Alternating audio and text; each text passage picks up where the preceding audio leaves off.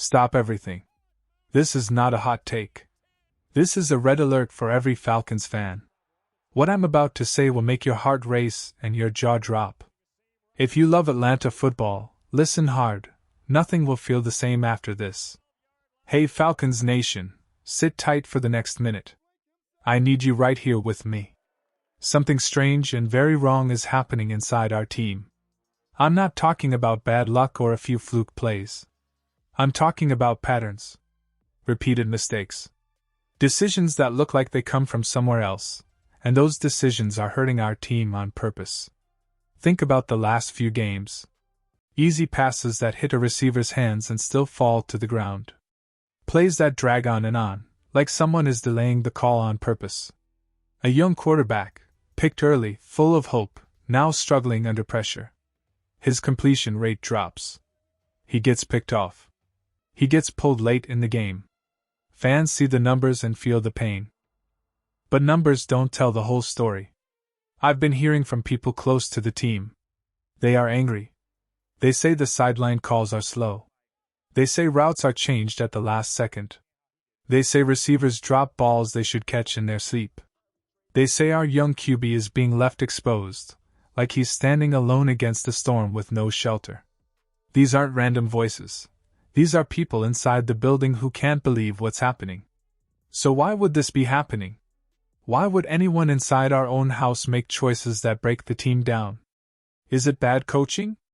Is it poor planning? Or is there something more, a quiet push to make this quarterback look bad so others can cover? I don't know every answer yet. But the pattern is clear, and it's ugly. By the time this video ends, I'm going to lay out the full picture. I'll show you the plays that don't add up. I'll point out the moves that look deliberate. And I'll explain why this feels like more than just a losing streak. It feels like a trap being set from inside our own walls. Falcons fans, brace yourselves. What we thought was chaos might be something else entirely. Planned, slow, and deliberate. Keep watching. Listen up. Tape talk from a real film junkie inside the league, and this is not small noise. He watches every snap like it's his job, because it is, and what he said should make every Falcons fan sick to their stomach. He said the QB can throw. He just can't see right now. That line hits hard. It means defenses are doing more than rush and cover, they're creating chaos. They're hiding routes, disguising looks, and putting fog in his vision so he can't read the field. And that confusion? It's showing up on the stat sheet. Last year this kid was fearless. He took shots downfield, he hit tight windows, he gave us the spark. Now he looks slow, unsure, like he's trying to move through wet sand. You don't lose that arm and that touch overnight. Something changed. Something inside the game plan or the sideline flow is different, and it's costing him his confidence. Here's the part that turns anger into fury. While we watch our young QB get picked apart, while we see dropped passes and missed assignments, people inside the organization are standing by. They are letting it happen. The numbers tell a cold story: 58.6% completion for the season, 1 touchdown. 1. This is a player who was carving defenses last year. Now he's scared to make a throw. Now he looks like he doesn't belong out there. That isn't just bad football, that's heartbreaking. Remember the Carolina game? It wasn't just a bad day. The offense was silent. We were shut out. That kind of collapse rarely happens to this team, and it should alarm every fan in Atlanta. My sources are opening up. They're telling me plays took forever to get to the field. Sideline signals dragged. Calls changed at the last second. That pattern smells like sabotage. Not accident. Not bad luck. Deliberate actions that strip a player's confidence, that make him look worse than he is, and that make fans turn away. And when receivers, paid pro-level athletes, start dropping easy catches all at once, it stops being random. It starts to look like coordination. Left, right, center misses. Balls hit hands and fall. When that happens in a pro locker room, something is deeply wrong. Stay with me, because what comes next pulls the curtain back on who benefits from this chaos, and why some people inside the building might want the young QB to fail. Falcons Nation, Let's rewind for a second. Last season our quarterback proved he had it. He showed us flashes of elite football. The arm? Deadly. The vision?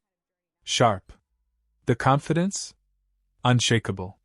He stood tall, made throws across the field, and gave this city hope.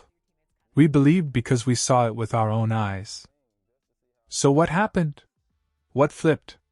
Why does the same quarterback now look lost, shaky, and trapped? The answer isn't about talent, it's about politics. Power struggles inside the building. People who never wanted him to succeed are quietly pulling strings, letting plays fall apart, and waiting for him to stumble so they can say, "See? We told you he wasn't the guy." That's not football. That's betrayal. But here's where things get interesting. This Sunday, we face Washington. And their top weapon, Terry McLaurin, might not be at full strength. The same receiver who gashed us earlier in the season could be slowed down. That opens a door, a real shot for Atlanta to reset, regroup, and fight back. This isn't just another game on the schedule. This is a statement game. This is where we find out if the Falcons are going to roll over and let politics ruin the season, or if we're going to rise up and punch back. Our quarterback has the arm talent to torch defenses. He was drafted to be the future, not the scapegoat. But he can't do it alone. He needs his teammates to catch those passes. He needs the play calling to move faster. And most of all, he needs us, the fans, to stand tall, demand answers, and let this organization know we won't accept sabotage. Yes, Michael Penix Jr. is struggling right now. 50% completions against Carolina, more interceptions than touchdowns. It hurts to even say it. But don't mistake the struggles for weakness. NFL insiders confirm it. His arm strength is top tier. The kid can throw with anyone in the league. The problem isn't his talent. The problem is the system around him. Think about it. Late last season, he was fearless. Confident. Delivering throws that had us dreaming of a brighter future. Now, he's stuck in a system that slows him down, receivers who drop catchable balls, and a sideline that leaves him confused. That's not just bad football, that's setting him up to fail. And Falcons Nation, this Sunday could be the turning point. The game where we find out if this team still has the fight left in them, or if politics will bury the season before it even starts. Last season he was fearless.